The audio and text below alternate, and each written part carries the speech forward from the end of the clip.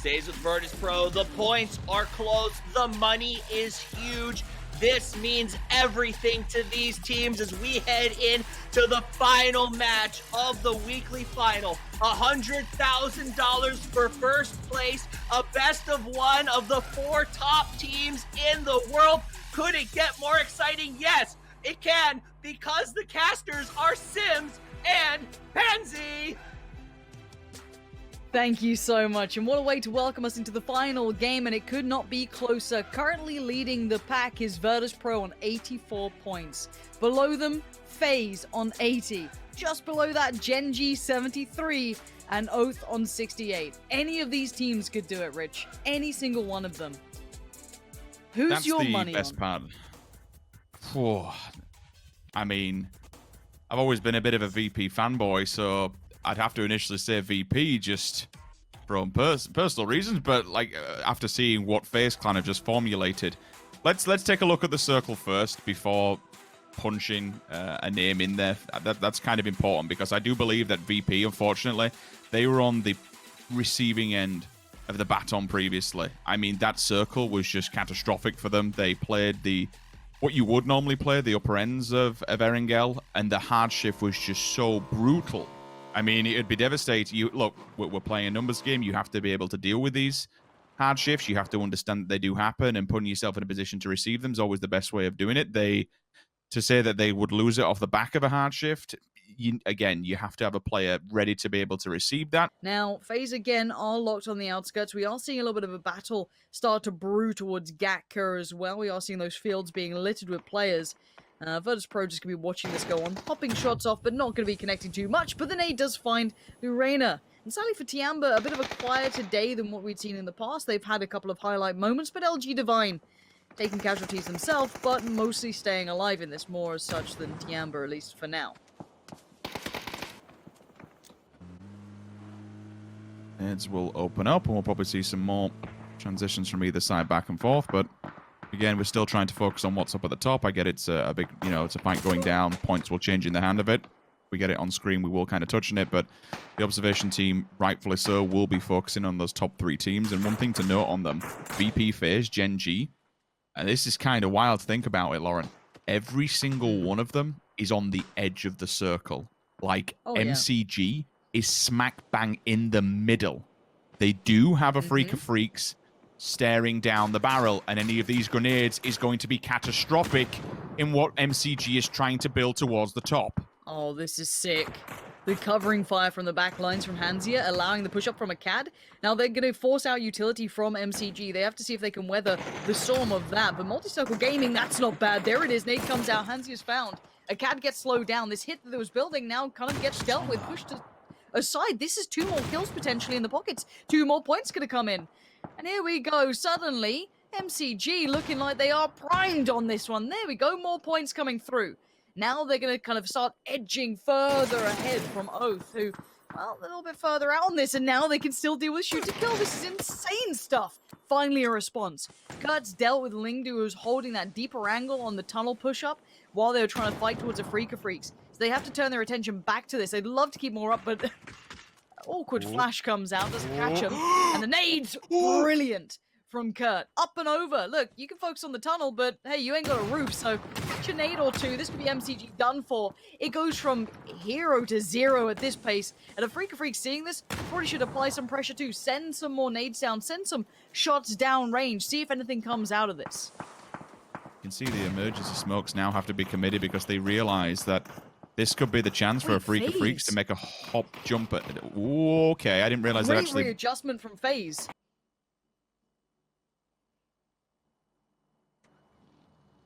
It's a sketchy push for both Gen.G and VP. Navi are close. I mean, VP's managed to get 2 in at least, so it's something. It's a rock, and I think the little hills that I'm thinking about might be behind T1's compound. If I'm not mistaken, I was pretty sure there was something behind Ends, but ultimately, I think no matter what it is, they're going to be working with the smallest of terrain, the smallest of territories. All of a sudden, we see a push coming through. It's Day Trade. One gets knocked. Its flash goes down. Venotica. Alo's there to respond, and instantly, the second Day Trade turn up, they instantly get turned back. You have that small ridge line. This is the one Relo? that VP really all they have to work with, and this comes off the back of STK being mobile and not staying stationary for 1 minute whatsoever. Now, I love the fact that they've left Hiruzen in this deeper angle. It seems dangerous, but he keeps information, which should catch Ada potentially. That's very, very well done. This is a very considered positioning from VP. Knowing their vulnerability was that wider swing from someone like T1, as we said. That's where the dangers were going to mount for them, and they've kept Hiruzen here, and he's done really well. Finding Ada is excellent. Now, Gen.G have been noticed by Oath. Now, if FaZe are paying attention, they can kind of put together where both of the other teams are now. This gets scary for Oath, though, because their position isn't safe anymore, and it's quite an open field. A Freak of Freaks play catch, and MCG, they're still grinding. They are catching up with Gen.G on points. Oh I think God. that's all they can do. The front of it, you could probably go for the tunnel, the bent tunnel here, but you're going to have STK. They're going to turn into it. No, they're going to go MCG. They're going to MCG. Okay. Free nades, anything. Let's see what they've got. Gen.G on the pull-up now, still in the vehicles, trying to get out. Tank, oh, he's trying to get to the other side, find a bit of cover. Gen.G with a mad play here. Desperation in absolute abundance. Nades galore, Molotovs, everything for survival. They're sweeping through them. There it is, exactly what they need. Multi-circle gaming. Go down in 10th. They got to 4th, but Oath still stand with 3 currently. FaZe are finding a bit of a fight towards them, but this is the bigger fight right now. It looks like Shoot to Kill want to take a fight towards Gen.G. That is bold of you, but here we go. Lou putting up some numbers here as well for VP, but trying to withstand against T1. Nades coming through, but Tulin's just about stays alive. Starlord gets flushed by Hiruzen, and now Aqua5 and one more of the players are in troubles, but there's further problems now building. ENCE are starting to flex out of that compound. Diggory looking for deeper angles, because they have freedom up here. Oath in danger as well. The Molotov comes in, and Oath are pushing in towards this. Oath want to get involved in the shoot-to-kill Gen.G battle, but they're on the wrong side of it. Kurtz just managed to find pack caps, and Gen.G are alive, but for how long? This is absolute madness. Angshay has just found Hiruzen and flushed him, but Tulins is in trouble. VP are looking like they are now falling by the wayside. This is not what you wanted if you're a VP fan. ENCE are now crushing down on them as well. They are making the push. Rustamar is out and about. He's going to start building up towards them. A nade, a bit of damage. Lou is all alone. This could be VP done for. This could open up everything. It's all on one. Lou, what can you do here? Can you stay alive, or is this the last stand for you? It's the last stand. It's game on now. FaZe, Gen.G on the hunt, and it is viable. Only a 6-kill buffer. VP will fall. Gen.G have got problems of their own, though. STK continue the push. Underneath the cover of smoke, they have arrived. Through the ditches, they are here in abundance. All the utility has been committed to the cause, and that's the question. Has the call been made? Look, we don't have the lethal utility. We don't have the capabilities to take down this roster.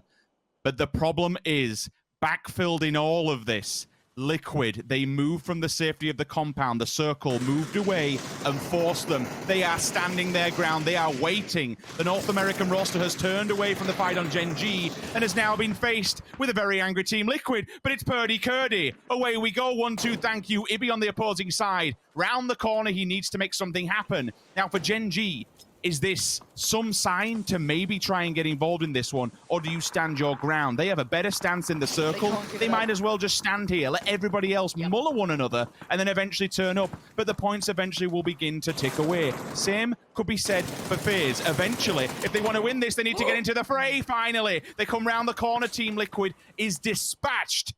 STK is starting to work their way up the tables. Maybe that money bracket is reaching. But FaZe, you have to get involved soon. They have a lot of ground, though, and that's the bigger thing. ENCE, the big old run towards TSG. They've not been seen. He's in. How is Squeaky allowed to do this? Volibear, where's the response here? He's battered them. ENCE have somehow made it into a safe position.